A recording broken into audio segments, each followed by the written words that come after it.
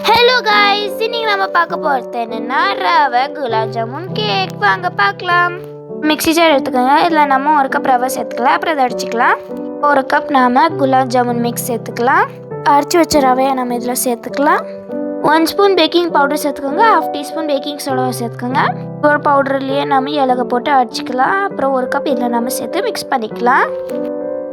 1 cup பால் கொஞ்சம் கொஞ்சமாக சேர்த்து மிக்ஸ் பண்ணிக்கலாம். 3 டீஸ்பூன் நம்ம ஆயிலை சேர்த்து மிக்ஸ் பண்ணிக்கலாம். நெய் கூட சேர்த்துக்கலாம். நாங்கள் எண்ணெய் சேர்த்துருக்கோம். எண்ணெய் எடுத்துக்கோங்க. இல்லை நம்ம எண்ணெய் தேய்ச்சிக்கலாம். அது மேலே பட்டர் பேப்பர் வச்சு திருப்பி எண்ணெய் தேய்ச்சிக்கோங்க.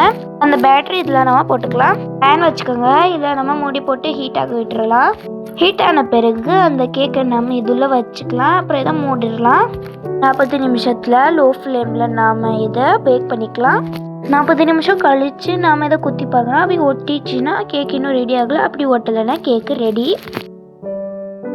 இப்போ அதில் ஒட்டி இருக்க நம்ம பட்டர் பேப்பரை ரிமூவ் பண்ணிக்கலாம். ரிமூவ் பண்ணக்கப்புறம் அதில் நம்ம குட்டி குட்டியாக டாட் போட்டுக்கலாம். இப்போ அதில் நம்ம சுகர் சிரப்பு ஊற்றிக்கலாம். ட்ரை ஃப்ரூட் வேணும்னு நீங்கள் போட்டுக்கலாம். சிம்பிளாக வச்சுருக்கோம். பாருங்க கைஸ், இவ்வளோ சாஃப்டாக வந்திருக்கு இந்த குலாப் ஜாமுன் கேக். நல்லா சாப்பிட்டா தான் நல்லாயிருக்கும். கைஸ், இது ரெடி ஆயிடுச்சு. உங்களுக்கு இந்த வீடியோ பிடிச்சிருந்தா லைக் பண்ணுங்கள், ஷேர் பண்ணுங்கள், கமெண்ட் பண்ணுங்கள், சப்ஸ்கிரைப் பண்ணுங்கள். Bye guys. கிறிஸ்மஸ் வரப்போகுது. நாங்கள் ப்ளம் கேக் கூட செய்வோம். எங்கள் வீடியோவை நீங்கள் பார்த்து நீங்கள் செய்யலாம்.